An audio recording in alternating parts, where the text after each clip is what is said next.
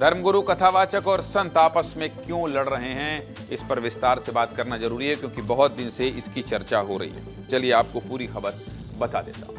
देश में इस समय एक नई बहस चल रही है। बहस यह है कि कौन से बाबा सही हैं और कौन से गलत। जो भी लोग धर्मगुरुओं के अनुयायी हैं उनका तो यही मानना होता है कि हमारे बाबा जी सबसे सही हैं, बाकियों का हमें नहीं पता। लेकिन अब कुछ बाबाओं के बयान से ये बहस शुरू हो गई है कि बाबाओं को कौन से विषय पर क्या टिप्पणी करनी चाहिए और बाबाओं को कितना ज्ञान होना चाहिए। इस बहस की शुरुआत हुई कथावाचक अनिरुद्धाचार्य के एक वीडियो से।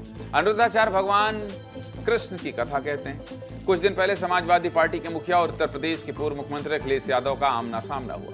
अखिलेश यादव ने कथावाचक अनिरुद्धाचार्य से भगवान कृष्ण के पहले नाम को लेकर सवाल पूछा, जिसका जवाब अनिरुद्धाचार्य नहीं दे पाए और बात को घुमा दिया। तो अखिलेश यादव ने कहा कि आज से हमारा और आपका रास्ता जुदा है, मतलब अलग अलग है। पहले सुनिए अखिलेश और अनिरुद्धाचार्य की मुलाकात पर क्या हुआ, फिर आगे की बात करते हैं। देखो, आधी रात लेकर के जब उन्हें दिया मैं आदि तब पहला नाम क्या माने बोला? यही भगवान के तो बहुत सारे नाम हैं। कन्हैया कह के बोला प्रचार। आप बताइए, आप बधाई और शुभकामनाएं आपको। बस यही हमारी आपका रास्ता अलग अलग हो गया, ठीक है? इसीलिए शुद्ध मत कहना कभी नहीं। देखिए अखिलेश यादव और अनिरुद्धाचार्य के बीच का संवाद सोशल मीडिया में खूब वायरल हुआ। जब अनिरुद्धाचार्य पर सवाल उठने शुरू हुए तो उन्होंने अपनी कथा के मन से इस बात पर सफाई दी। अपनी सफाई में अनिरुद्धाचार्य ने क्या कहा था, ये भी सुनिए। सोचिए, वो नेता जो यूपी के मुख्यमंत्री रह चुके हैं, वो मेरे से कहते हैं कि आपका रास्ता अलग, मेरा रास्ता अलग। क्यों? क्योंकि मैंने उनके पूछे गए प्रश्न का उनके मन मुताबिक उत्तर नहीं दिया। मैंने वही उत्तर दिया जो सच है, और सच ये है कि भगवान कृष्ण का पहला नाम कृष्ण है। अब ये लिखा है, अब आप लिखी बात ना मानो तो फिर आपसे कोई जीत नहीं सकता। फिर तो आप मनमाना आचरण करो तो कौन जीतेगा तुमसे। इसी घटनाक्रम के बाद अनिरुद्धाचार्य सुर्खियों में आए और यह बहस शुरू हुई कि संतों को कितना ज्ञान होना चाहिए। उनके कुछ बयान भी सोशल मीडिया में वायरल हुए। अक्सर ही अपने बयानों को लेकर सुर्खियों में रहने वाले अनिरुद्धाचार्य ने महिलाओं को लेकर कई विवादित बयान दिए, जिसके बाद वो आम लोगों और महिला संगठनों के निशाने पर आए हैं। अनिरुद्धाचार्य ने सबसे विवादित बयान लड़कियों की शादी को लेकर दिया। उन्होंने यहां तक कह दिया कि लड़कियों की शादी 14 वर्ष की उम्र में ही कर देनी चाहिए और ऐसी अशोभनीय टिप्पणी की जो किसी के भी समझ से परे। क्या कहा था अनिरुद्धाचार्य ने, जरा सुनिए। क्योंकि अब लड़कियां लाते हैं 25 साल की। अब 25 साल की लड़की 4 जगह वो मुंह मार चुकी होती है, सब नहीं पर बहुत। और वो 25 साल की जब तक आती है तो पूरी जवान होके आती है। जब जवान होके आएगी तो स्वाभाविक है कि वो अपनी जवानी कहीं ना कहीं तो वो उसकी जवानी फिसल जाएगी।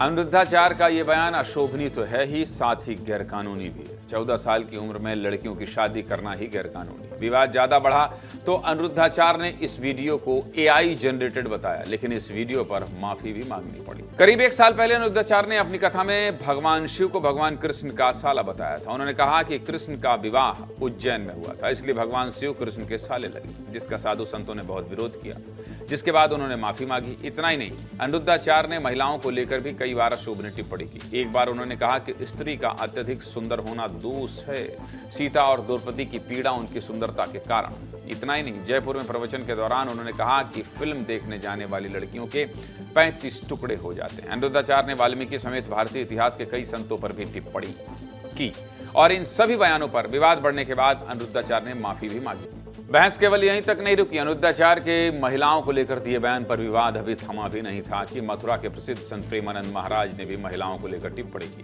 संत प्रेमानंद महाराज ने अपने बयान में केवल महिलाओं पर ही निशाना नहीं साधा, बल्कि पुरुषों को भी निशाने पर लिया। संत प्रेमानंद महाराज का क्या कहना था, पहले आप सुन लीजिए, फिर आगे बात करेंगे। सुनिए।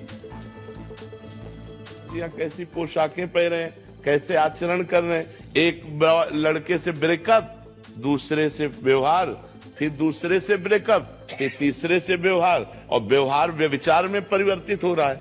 अब प्रेमानंद महाराज के बयान पर पूरा देश दो धड़ों में बंट गया। कुछ लोग प्रेमानंद महाराज के बयान का समर्थन कर रहे हैं और कुछ लोग इसके विरोध में हैं। तर्क की बात की जाए तो तर्क के हिसाब से संत प्रेमानंद की बात कहीं से भी गलत नहीं थी, लेकिन फिर भी लोगों के अपने अपने तर्क थे। विवाद बढ़ा तो संत प्रेमानंद महाराज ने अपने प्रवचन में सफाई दी और अपने बयान के मायने समझाए। अब प्रेमानंद महाराज के बयान पर भी लोगों ने अपने अपने हिसाब से टिप्पणी की, लेकिन नया विवाद तब शुरू हुआ जब प्रेमानंद के विषय में आचार्य रामभद्राचार्य से सवाल। एक पॉडकास्ट में स्वामी रामभद्राचार्य से प्रेमानंद के बारे में सवाल किया तो रामभद्राचार्य ने सीधे तौर पर प्रेमानंद के संस्कृत ज्ञान को चैलेंज कर दिया और कहा कि कोई चमत्कार नहीं है, मैं चुनौती देता हूं, प्रेमानंद जी एक अक्षर मेरे सामने संस्कृत बोलकर दिखा दें या मेरे कहे हुए संस्कृत श्लोकों का अर्थ समझा दें। शास्त्र जिसको आए वही चमत्कार है। अब रामभद्राचार्य के इस बयान पर प्रेमानंद महाराज ने तो कोई टिप्पणी नहीं की, लेकिन शंकराचार्य स्वामी अविमुक्तेश्वरानंद सरस्वती ने जरूर टिप्पणी कर दी।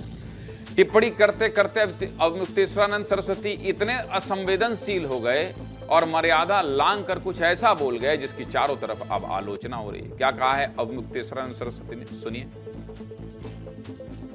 वो एक पीले कपड़ा वाले महात्मा जी हैं वृंदावन के, प्रेमानंद जी कह रहे हैं कि उनको एक अक्षर संस्कृत नहीं आती है। उनको संस्कृत आने की जरूरत क्या है? वो तो भगवान नाम का प्रचार कर रहे हैं और भगवान का नाम संस्कृत में ही है। भगवान का नाम किस भाषा में है बताएं हमको।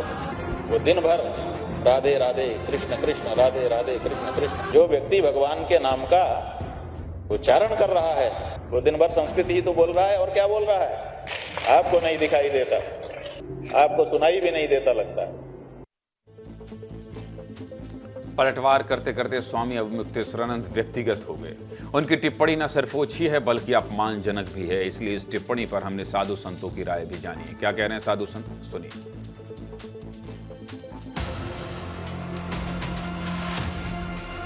ना मैं प्रेमानंद जी महाराज की बातों पर टिप्पणी करना चाहूँगा और ना पूज्यपाद रामभद्राचार्य जी की विद्वता और उनके बयान पर टिप्पणी करना चाहूँगा। निवेदन करना चाहूँगा, सनातन के ऊपर मंडरा रहे इस खतरे को देखते हुए इस तरह आपसी वाद विवाद करना उचित नहीं है। दोनों तरफ से बातें जो हुई बड़ी अच्छी हुई। वो हमारे राष्ट्र के सनातन को पुनर्स्थापित करने के लिए इस प्रकार के विषय उठते रहना चाहिए। दो महान संतों के बीच में इस प्रकार की बयानबाजी हो रही है, ये हमारे सनातन धर्म को बहुत बड़ी क्षति है। कि एक श्लोक का अर्थ तो एक छोटा सा बालक विद्यार्थी भी बता सकता है। माँ भक्ति सबसे ऊंची भक्ति है, सर्वोपरि भक्ति है। सभी संतों का स्वरूप एक होना चाहिए और आपस में इस प्रकार की टिप्पणियों से इन्हें वास्तव में बचना चाहिए। आप जोड़ने की बात करें ना कि तोड़ने। आपस में प्रेम भाव रखना चाहिए और आपस में द्वंद्व नहीं करना चाहिए। पूरी खबर से एक बात तो साफ है कि स्वामी अविमुक्तेश्वरानंद सरस्वती की टिप्पणी पर संत समाज में तीखी प्रतिक्रिया तो होगी, लेकिन संत समाज का ये विवाद कहां जाकर रुकेगा ये तो कोई नहीं जानता। ये आपसी विवाद सही तो कहीं से भी नहीं है, क्योंकि आप क्या कर रहे हैं? आप सब धर्माचार्य हैं, आप सब धर्म का ज्ञान दे रहे हैं, सनातन की बात कर रहे हैं, लेकिन हो क्या रहा है? आप लोग आपस में लड़ेंगे तो विश्वसनीयता कम होगी, लोगों का भरोसा आप पर से उठेगा। इसलिए जो उपदेश आप दूसरों को देते हैं आप उसका अनुसरण अपने लिए भी कीजिए और विवाद को यहीं विराम दीजिए।